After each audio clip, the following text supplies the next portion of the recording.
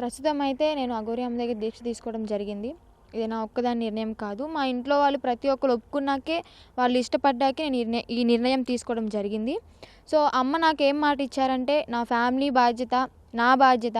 నేను ఒక బీటెక్ స్టూడెంట్‌ననమాట. నా స్టడీ పరంగా గానీ, ఏదన్నా బాధ్యత ఉంది అంటే, అమ్మే నన్ను సొంత కూతురులాగా, ఒక తల్లి సొంత కూతురిని ఎలా చూసుకుంటదో అలాగే నన్ను చూసుకుంటా అని మాటిచ్చారు. ఆ నమ్మకంతో నేను అమ్మ దగ్గర దీక్ష తీసుకొని, అమ్మ బాటలోనే ఇక నుంచి అమ్మ వెనకే నడవాలని నిర్ణయించుకున్నాను. అంటే దీక్ష తీసుకుంటున్నా అని చెప్తున్నారు. కఠోరంగా ఉంటుంది. ఇప్పుడు మీరు తిరుగుతున్న ఈ 4, 5 రోజుల నుంచి ఎట్లా అనిపిస్తుంది మీకు? ఇప్పుడున్న జనరేషన్‌లో ఎంత కఠినమైనా గానీ నేను దీక్ష నేర్చుకుని, ఒక ఆడపిల్లకి, నాలాంటి తోటి ఆడపిల్లకి సహాయపడాలని చెప్పి, నేను ఎంత కఠినమైన శిక్ష అయినా గానీ నేను తీసుకుంటానని చెప్పి అమ్మకి చెప్పి, వీటన్నిటికి ఓకే అనుకున్నాకే నేను దీక్ష తీసుకోవడం జరిగిందండి. అంటే అమ్మ నంబర్ ఎవరు ఇచ్చారు మీకు? అంటే గతంలో ఇప్పుడు అఘోరి మాత ఇటు తెలుగు రాష్ట్రాల్లో తిరుగుతుంది కాబట్టి ఎవరు చెప్పారు మీతోని? ఎవరు చెప్పలేదు. అంటే కొంతమంది ద్వారా అమ్మ నెంబర్ నాకొచ్చింది.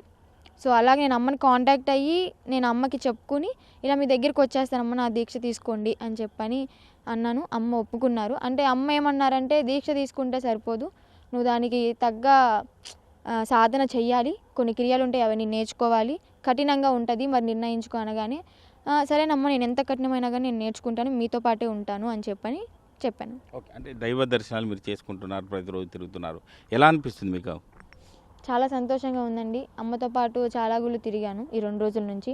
చక్కగా దేవుడిని దర్శనం చేసుకుంటున్నాను.